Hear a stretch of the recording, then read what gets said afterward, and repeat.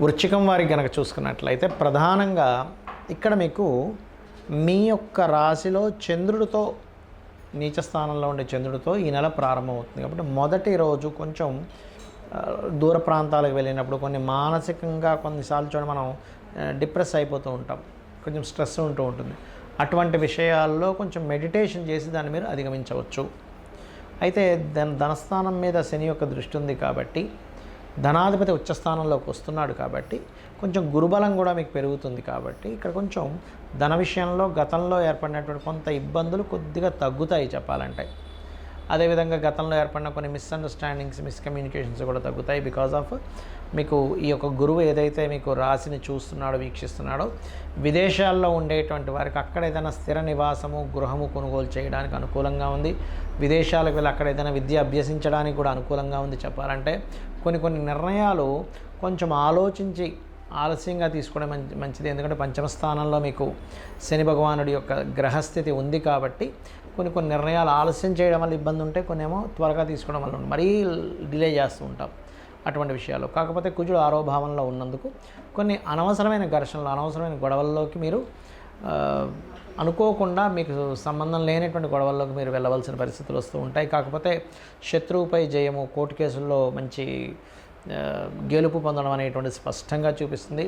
మీరు ఈ నెల 16వ తేదీ వరకు సప్తమ స్థానంలో రవి ఉంటూ సప్తమాధిపతి బుధుడితో కలుస్తూ దాని తర్వాత భాగ్యస్థానంలోకి వెళ్తున్నాడు కాబట్టి ముఖ్యంగా గవర్నమెంట్ అంటే ప్రభుత్వ సంబంధించినటువంటి ఉద్యోగాలు చేసేవారు, ఆరోగ్య శాఖల్లో ఉండేటువంటి వారు, ప్రభుత్వ సంబంధించిన కాంట్రాక్ట్స్ చేసేటువంటి వారు, అటువంటి వారితో మీకు కొన్ని సామాజికంగా కొంతమంది పరిచయాలు ఏర్పడము, వివాహ సంబంధించిన విషయాలు అటువంటి వారు తారాసపడ్డము, అటువంటి వారితో కాస్త వివాహ సంబంధించిన విషయాలు ముడిపడ్డము. మరియు ఈ శుక్రుడు ఎప్పుడైతే 9వ తేదీ నుంచి గురువును వెళ్ళి చేరుతున్నాడో, ఎవరికైతే మొదటి వివాహం విచ్ఛిన్నమై రెండవ వివాహం కోసం చేసే ప్రయత్నము సఫలీకృతమవుతుంది.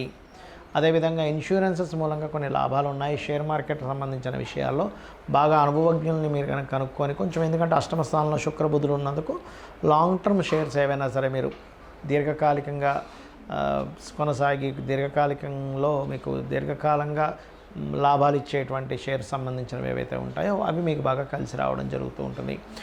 ఉద్యోగంలో తొందరపాటు నిర్ణయాలు పనికిరాదు. అందులో ముఖ్యంగా మంగళవారం ఎటువంటి నిర్ణయాలు తీసుకోకుండా ఉద్యోగ సంబంధించిన విషయంలో 7, 8 తేదీలు వాహనము, గృహము ఏదైనా తీసుకునేటప్పుడు కొంత జాగ్రత్తగా ఉండండి. అనవసరంగా 7, 8 తేదీలు ఈ పని చేయడం వల్ల అనవసరంగా బ్యాడ్ నేమ్ వస్తుంది, కొంచెం రిస్క్ అనుకునేటువంటి వాటికి 7, 8 తేదీలు కొంచెం దూరంగా ఉండండి.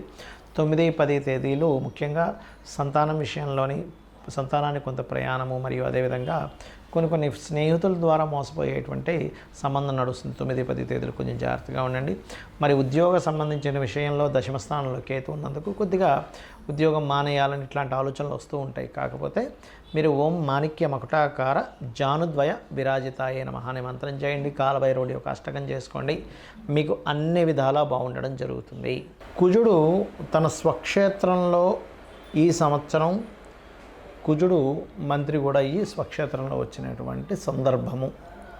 దీని మూలంగా ఏంటంటే, ఒకటి పర్యావరణ సంబంధంగా మీరు ఒక 100 సంవత్సరాలు వెనక్కి వెళ్ళినా సరే ఎప్పుడూ చూడనంత విపరీతమైనటువంటి వేడిని, ఉష్ణాన్ని పుట్టిస్తాడు.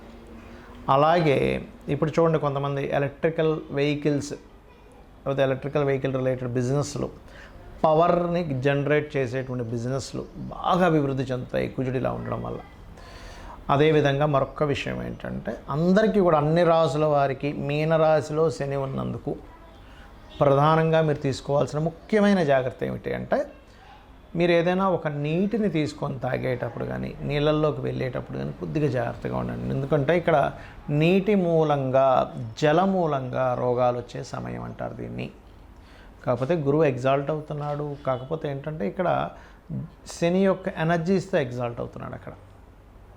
అయితే ఎప్పుడైతే ఎగ్జాల్ట్ అవుతాడో కొన్ని కొత్త మతాలు కూడా పుడతాయి ఈ కాంబినేషన్స్ వల్ల, గుర్తుపెట్టుకోండి. అలాగే మరొక విషయం ఏంటంటే, మీరు ఎప్పుడైనా సరే గోచార ఫలితాలు అంటే ఇప్పుడు ఉండేటువంటి బయట మార్కెట్ ఎలా ఉంది అనేది ఎలా ఉంటుందో, మనం ఒక వస్తువు అమ్ముదాం అనుకుంటున్నాం, దీనికంతా మార్కెట్ లేదు, లేకపోతే ఒక వస్తువు కొందాం అనుకుంటున్నాం, ఇప్పుడు కొనడం వల్ల వేస్ట్ అని మనం ఎలా అయితే డిసైడ్ అవుతామో బయట ఉండేటువంటి పరిస్థితుల్ని, లేకపోతే ఒక దగ్గరికి వెళ్ళాలి, అమ్మో బాగా ఎండ ఉంది, ఒక 2 గంటలు దాటితే కొంచెం చల్లబడుతుంది 4కు 5కి అని ఎలా అనుకుంటామో, బయట ఉండే వాతావరణం, బయట ఉండే సిచ్యువేషన్స్, కండిషన్స్ ఎలాగో గోచారం కూడా అంతే. అంటే గోచారం ఇప్పుడు ఉండేటువంటి గ్రహాల యొక్క స్థితిని చెప్పేది. కానీ దీనికంటే అతి ముఖ్యంగా మీరు చూసుకోవాల్సింది మీ జన్మజాతకము. అంటే మీరు జన్మించినప్పుడు మీరు ఏ తేదీని జన్మించారు, ఏ నెల, ఏ సంవత్సరం, ఏ సమయం, ఏ ప్రాంతం, ఈ 5 అంశాలు తీసుకొని మీరు జన్మించినప్పుడు ఉన్నటువంటి లగ్నాన్ని బేస్గా తీసుకొని, లగ్నం నుంచి 2 ఛాయాగ్రహాలైన రాహుకేతువులు, మిగతా 7 గ్రహాలు ఏవైతే ఉంటాయో అందులో కొన్ని మనకి చంద్రుణ్ణి ఉపగ్రహం అంటారు, రవిని మనకి స్టార్ అని చెప్తారు. That is different case. But ఇక్కడ ఏంటంటే టెక్నికల్ వర్డ్స్ ఏవైనా కూడా ఈ గ్రహాల యొక్క ప్రభావం మనకు ఉంటుంది కాబట్టి ఇందులో లగ్నం నుంచి 12 భావాలు ఎలా ఉన్నాయి, మీరు పూర్వజన్మలో చేసినటువంటి కర్మ ఏ రూపంలో మీకు దాని యొక్క ప్రభావాన్ని చూపిస్తుంది. మీకు లగ్నం బాగుంటే బాగా ఎదుగుతారు, ధనభావం బాగుంటే అది ఎందుకు బాగోలేదు, ఏ గ్రహం వల్ల బాగోలేదు, దాన్ని సెట్ చేసుకొని మీరు దానికి సంబంధించినటువంటి దేవత ఆరాధన చేయొచ్చు.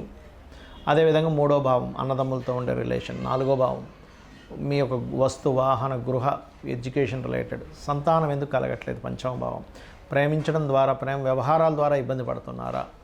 అదేవిధంగా 6వ భావం రుణ రోగ శత్రుస్థానం, అంటే ఏమిటి, మీకు ఎందుకు హెల్త్ ఇష్యూస్ వస్తున్నాయి, ఎందుకు మీరు ఎక్కువ అప్పులు పాలవుతున్నారు, దాన్ని ఎలా మీరు నిర్మూలించుకోగలరు అనేటువంటి ఒక స్పష్టమైనటువంటి అవగాహనని, స్పష్టమైన ఆన్సర్ని జ్యోతిషాస్త్రం చెప్తుంది. అదేవిధంగా మీకు వచ్చే పార్ట్నర్స్ ఎలా ఉంటారు, పార్ట్నర్ ద్వారా మీకు స్ట్రెస్ ఉంటుందా, చక్కగా వాళ్ళ ద్వారా మీరు మంచి సుఖాన్ని పొందుతారా అనేది 7వ స్థానము 12వ స్థానం చెప్తుంది. ఇదంతా కూడా వాళ్ళేదో శత్రువులై మీ మీద దాడి చేయడం మనం ఇంకోటి కాదు, వాళ్ళు కావాలని చేస్తే వాళ్ళ కర్మ వాళ్ళు అనుభవిస్తారు. కానీ ఇదంతా మనం ఆస్ట్రాలజీ అనేది ఏమిటంటే, జ్యోతిషాస్త్రం అనేది పూర్వజన్మ కర్మ సిద్ధాంతాన్ని, నువ్వు పలానా కర్మ చేసావు కాబట్టి ఈ యొక్క కర్మ ఈ రూపంలో వస్తుంది, దీన్ని యాక్సెప్ట్ చేయడము లేదా పలానా మంత్రం ద్వారా, పలానా నామస్మరణ ద్వారా క్లియర్ చేసుకోవడం ఎలాగా అనేటువంటిది. అదేవిధంగా వృత్తి, వ్యాపారము, ఇన్వెస్ట్మెంట్స్, విదేశాలకు వెళ్ళడము, ఆకస్మిక సంఘటనలు, ఇవన్నీ కూడా మీ జన్మజాతకంలో ఉంటాయి. అయితే వీటన్నిటికీ కూడా మనం ఊరికే ఏదో ఏలినాటి శని వచ్చేసింది, లేకపోతే కాలసర్ప యోగం ఉందని భయపడడానికో భయపెట్టడానికో జ్యోతిషాస్త్రం కాదు. మీరు ఇలా ఉంది కండిషన్ కాబట్టి దీన్ని మనం ఎలాగ తగ్గించుకోవాలని, చాలా చిన్నది, రూపాయి కూడా ఖర్చు పెట్టకుండా ఇంట్లో కూర్చొని, చక్కగా ఇంట్లో కూర్చొని లలిత చేసుకుంటే ఇవన్నీ కూడా క్లియర్ అవుతాయి. అందులో మేజర్గా కొన్ని ఉంటాయి. ఇప్పుడు వివాహం అవ్వట్లేదు, చాలా సింపుల్గా పార్వతీ పరమేశ్వర్లకి వివాహం అయినటువంటి ఘట్టాన్ని మీరు తలుచుకుంటూ ఓం కామేశబద్ధ మాంగళ్య సూత్రశోభిత కందరాయై నమః చేసుకోండి, ఖచ్చితంగా వివాహ యోగం కలుగుతుంది. అలా కాదండి, వివాహం అయింది కానీ మాకు ఎక్కడా కూడా మా ఇద్దరికీ సఖ్యత లేదు, చాలా ఇబ్బంది పడిపోతున్నాం, అసలు ఒక్క నిమిషం ఉండలేకపోతున్నాం, కానీ కలిసి ఉండాలి, సిచ్యువేషన్స్ విడిపోయాలో లేవు అన్నప్పుడు మీరు ఓం శివకామేశ్వరాంకస్త శివా స్వాధీన వల్లభాయ నమః. ఉద్యోగం రావట్లేదు, చాలా సింపుల్, ఓం మాణిక్య మకుటాకార జానుద్వయ విరాజితాయ నమః. ఇక్కడ అప్పుల బాధలు ఉన్నాయి, ఓం అపర్ణాయ నమః. మీరు చేసి చూడండి, భక్తిగా శ్రద్ధగా, ఖచ్చితంగా మీకు ప్రభావం అనేటువంటిది ఉంటుంది.